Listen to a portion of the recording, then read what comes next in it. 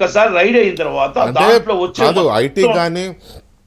ఐటీకి కానీ ఈడీకి కానీ లేకపోతే ఇంకా ఏదన్నా డిపార్ట్మెంట్కి అయినా సరే ఎనీ టైం వాళ్ళకి ఏదైనా కంప్లైంట్ ఉన్నా లేకపోతే వాళ్ళకి ఏదైనా సోమోటోగా డౌట్ ఉన్నా కూడా డైరెక్ట్గా వాళ్ళకి రైడ్ చేసే రైట్స్ వాళ్ళకు ఉంటాయి, పవర్స్ ఉంటాయి, దాన్ని ఎవరు ఆపలేరు. కానీ ఇక్కడ ఇవన్నీ స్వయంకృత అపరాధాలు కొన్ని అయితే కొంత ఇల్లీగల్ యాక్టివిటీస్ కూడా ఇండస్ట్రీలో నడుస్తుంది, కొంత ఒక దాన్ని ఏమనాలి మనీ మాఫియాగా తయారవుతోందేమో అనే ఒక అనుమానం వస్తుంది. ఎందుకంటే ఇంత ఒక్కసారిగా మనీ మాఫియా చేశారండి, మనీ మాఫియా చేశారు.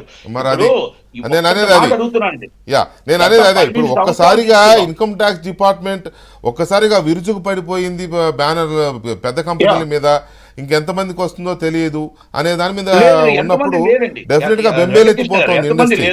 ఇప్పుడు మీరు గత 14 సంవత్సరాలు తీసుకుందాం, 14 × 12 సంవత్సరాల లోపల తీసుకుంటే పెద్ద సినిమా హీరోలు కానీ పెద్ద సినిమాలు కానీ కంటిన్యూస్ ప్రొడక్షన్ ఓన్లీ 3-4 కంపెనీస్. ఒకటి దిల్ రాజు గారు, ఒకటి మైత్రి, ఒకటి సితారా. ఈ 3 కంపెనీలు టాప్ కంపెనీస్.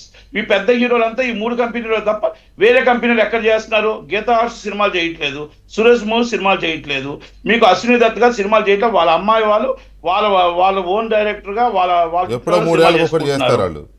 ఏదో ఒకరు ఎప్పుడొకటి చేస్తున్నారు. కానీ రెగ్యులర్ ప్రొడ్యూసర్ సినిమా లేదు.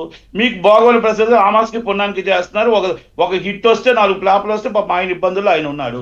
ఇక తర్వాత మన బన్నీ వాస్ గారు ఏదో స్మాల్ బడ్జెట్ మూవీస్ తీస్తున్నారు.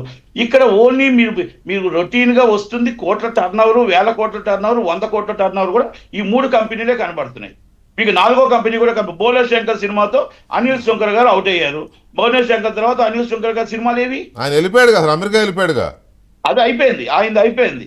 మనం ఇంకా ముగ్గురే ఉన్నారు. ఈ ముగ్గురే కదా టర్న్ ఓవర్ అవుతున్నప్పుడు మరి ఇన్కమ్ ట్యాక్స్కి ఎలాగ అనుమానం వస్తుందంటే 1000 కోట్ల టర్న్ ఓవర్ ప్రతి ఒక్కరు కూడా హీరోలతో సినిమాలు చేస్తూ ఆ మధ్యలో దాని గారు వస్తారు, RRR చేశారు, మళ్ళీ సినిమాలు చేస్తున్నారు అప్పుడప్పుడు.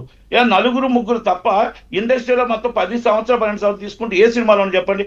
అంటే అలా అనుకున్నప్పుడు కాదు నట్టికుమార్ గారు, అలా అనుకున్నప్పుడు సినిమాలు తీయడం ఆ నలుగురు ముగ్గురే తీయడం అనేది ఆ నలుగురు ముగ్గురు తప్పు కాదు కదా. వాళ్ళు తీస్తున్నారు, వాళ్ళ దగ్గర డబ్బులు ఉన్నాయి, లేకపోతే ఏదో 10 మంది దగ్గర పోగు చేసి తీస్తున్నారు. తీయకపోవడం మీ ఇదవుతుంది కానీ తీయడం వాళ్ళ తప్పు కాదు కదా. ఏమైనా కూడా ఒక చిన్న బ్రేక్ తీసుకుంటా. చిన్న బ్రేక్ తర్వాత అసలు ఐటీ రైట్స్ జరగడంలో కారణం ఏంటి, దీంట్లో ఈ బినామీలు ఎవరు, ఈ డబ్బు ఎక్కడి నుంచి వస్తుంది, ఇందులో బ్లాక్ మనీ రోల్ ఎంత అనేది కూడా మాట్లాడదాం ఒక చిన్న బ్రేక్ తర్వాత.